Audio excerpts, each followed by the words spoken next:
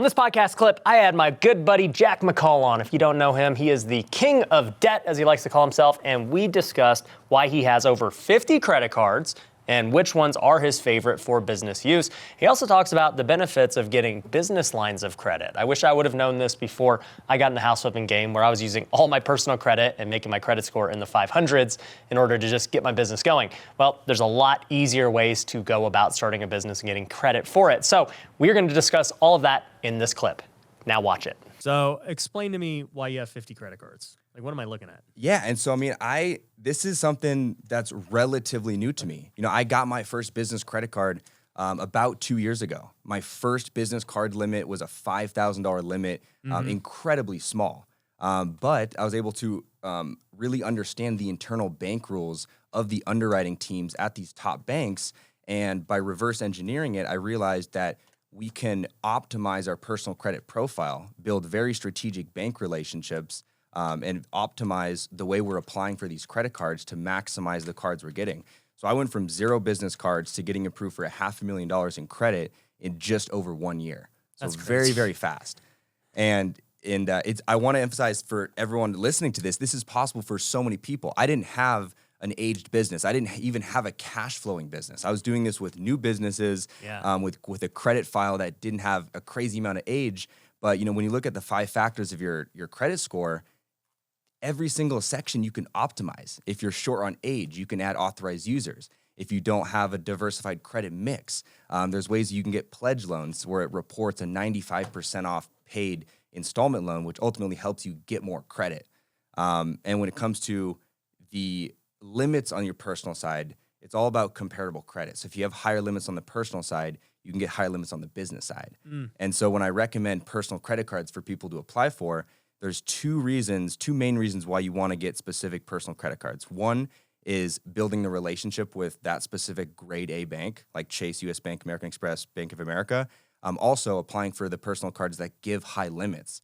Because if you can get a card at a grade A bank like Chase and the other ones I just listed, that also gives you a high limit. Not only are you building the relationship with that bank, so by the time you apply for a business credit card, they're going to give you more money, but also because you have that higher limit, other banks are going to see that and give you a higher limit also.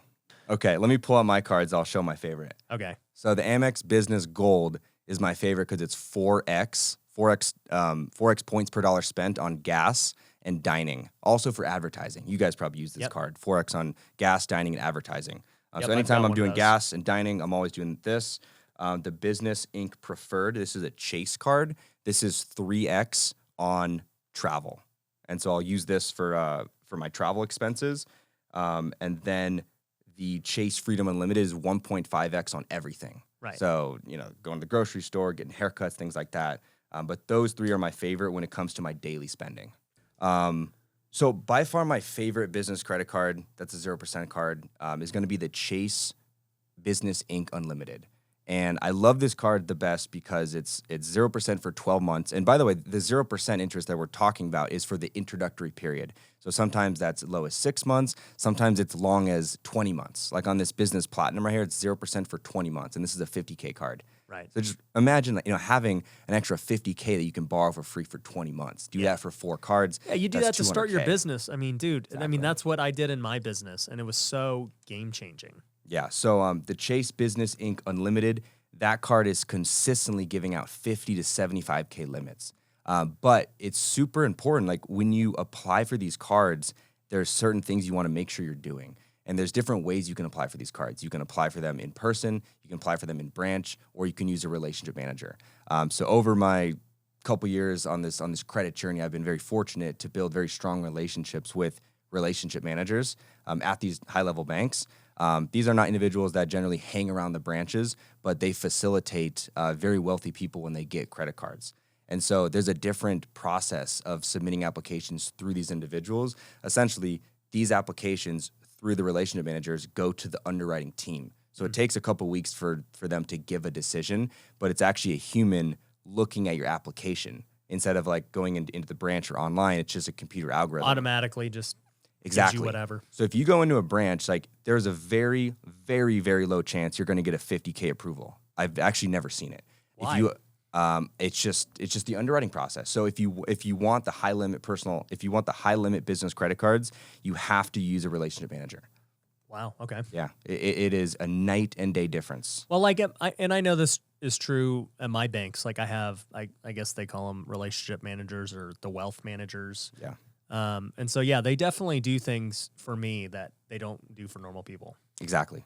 So you have to get access to those people. Got it. Yep.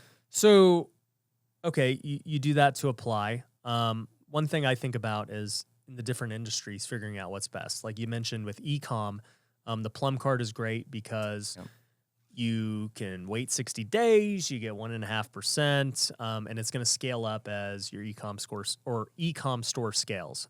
But it's probably not great for real estate, because if I'm trying to go take $50K to go fund maybe a deal or marketing or whatever, I can't really do that with the Plum card. For sure.